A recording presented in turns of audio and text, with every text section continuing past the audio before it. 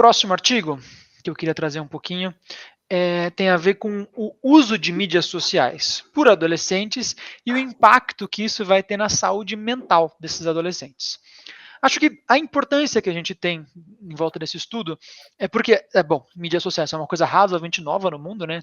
Dá para discutir de 15 a 18 anos, mais ou menos, e algum grau de impacto tem tido nas crianças, adultos jovens ou pessoas em geral, né? Acho que um dos problemas que esse autor, que é o Valkenburg, tenta trazer é que tem muito conteúdo produzido e pouco senso feito. Então, ninguém está conseguindo tirar muita conclusão de nada. E o que ele tenta trazer, então, ele fazia uma revisão em guarda-chuva, ou seja, ele não faz uma metodologia tão exata de revisão sistemática ou meta-análise, ele vai tentar pegar tudo o que foi colocado na evidência e tentar estudar para ter uma noção e um norte de onde a gente tem que ir nos próximos tempos, onde a gente pode caminhar nos próximos tempos. E, por exemplo, uma das coisas que ele já tentou definir de cara é que eles estavam definindo saúde mental, tanto a saúde mental dos adolescentes como doenças, então adolescentes com ansiedade e depressão, mas também vendo o impacto em indicadores de saúde mental mais abstratos, como felicidade, satisfação, bons relacionamentos. Tá? E mesmo o uso de mídias sociais, o que ele definiu foi tanto ficar postando quanto só scrollando ali a tela do Instagram, do TikTok ou qualquer uma das coisas que seja. No final da revisão, eles incluíram 25 artigos, sendo 9 revisões sistemáticas, 9 revisões narrativas e 7 meta-análises. E os conceitos finais que eles trouxeram em volta disso, o que eu achei legal, foi que na verdade está muito confuso o que as pessoas têm tentado avaliar como uso ou até mesmo impacto na saúde mental dos adolescentes. Né? De novo, algumas pessoas falavam que a saúde mental era um componente para o bem-estar, outras que o bem-estar era um componente para a saúde mental. Os resultados, né, os objetivos dos estudos não ficaram claros em nenhum deles, e foi desde performance escolar até se a pessoa começa a fazer ou sofrer bullying cibernético, né, cyberbullying, se mudava como a criança ou adolescente desenvolve a personalidade. Certo? E os principais achados que eu achei interessante foram, então, em algum grau de associação fraca, tá? As redes sociais podem melhorar ou piorar a saúde mental dos adolescentes. Então, assim, não teve nenhuma definição. Assim, acho que tinha muito a ver com o tipo de uso e o tipo de adolescente que estava usando. Mas isso não tem sido estudado direito. Então, acho que o que ele conclui, que me parece muito razoável, assim, é isso. Falta padronizar isso em pesquisa para conseguir estudar melhor. Precisa definir como a gente vai falar de uso de mídia social, né? Assim, aqueles celulares hoje em dia você consegue ver o tempo que você ficou na semana no celular. Pode ser um jeito mais objetivo do que perguntar se a criança acha que ela usa muito pouco ou demais o celular. Tentar diferenciar, por exemplo, assim, até o tipo de mídia que a pessoa está usando. Se está jogando videogame, jogando Free Fire, League of Legends, ou está no Instagram, TikTok, WhatsApp, como é que isso impacta.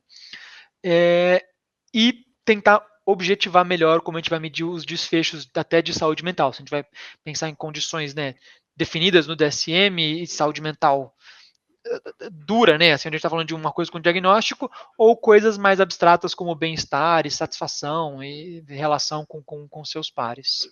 Tá certo?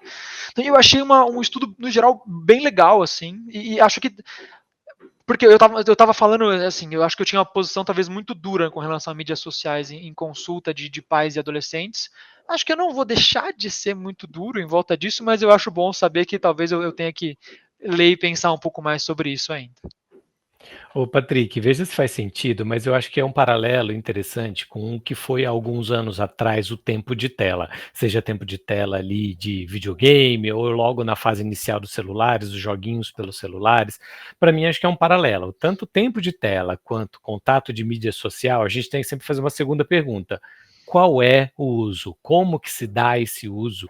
Então, acho que uma recomendação interessante para a gente pactuar aí com as pessoas, com os pais, com os parentes, as pessoas que podem ter algum problema com isso, qual é o tipo de uso que essa pessoa está fazendo? Será que é um uso que pode migrar para o saudável? Eventualmente pode. Temos até algumas evidências aí de que tempo de tela pode ser bom, dependendo do caso e da situação que a gente estiver realizando ali, se é um jogo, eventualmente pode melhorar a coordenação olho-mão e várias outras evidências apontando para um tempo de tela como um possível uso positivo. E a mídia social também, né? Lembrar que o original da mídia social é socializar, e a socialização faz bem para as pessoas de alguma forma, desde que bem posta ali no dia a dia, né?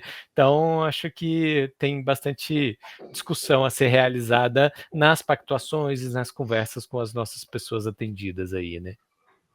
E eu ainda incluiria, Lu, que tem as questões ainda de violência associada, né? Então, em jogos, né? Os riscos associados à violência, né? Assédio, enfim, coisas que as crianças estão expostas, que, claro, a gente precisa ter bastante controle, né? Um baita desafio ter controle sobre isso, né? Mas então essas conversas podem ajudar a reduzir ainda um pouco, né? Se a gente vai pensar no impacto, talvez a gente também tenha que pensar no impacto de segurança, né? Do segurança física, né?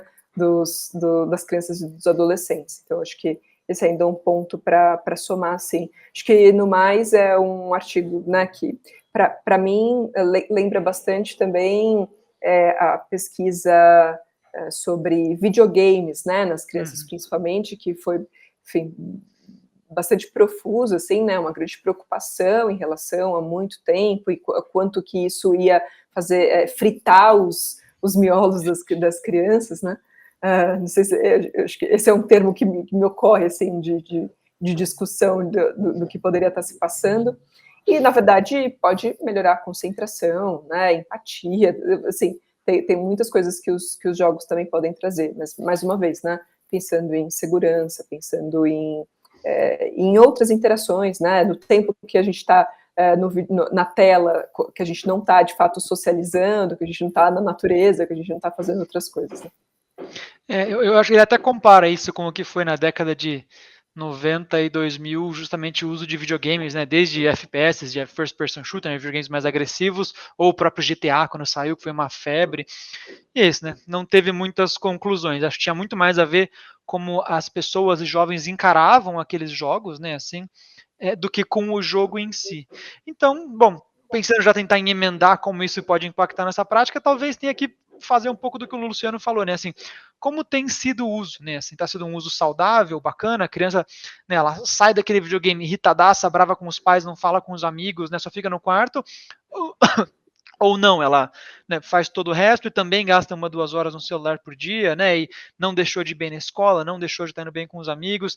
Acho que talvez em criança e adolescente seria importante talvez falar para os pais avaliarem o que a criança está vendo, né, nas redes sociais, com quem ela está conversando. Acho que pode ser uma coisa importante, assim. Eu acho que, de novo, na minha prática não traz grandes conclusões, mas traz mais elementos para debate com os pais.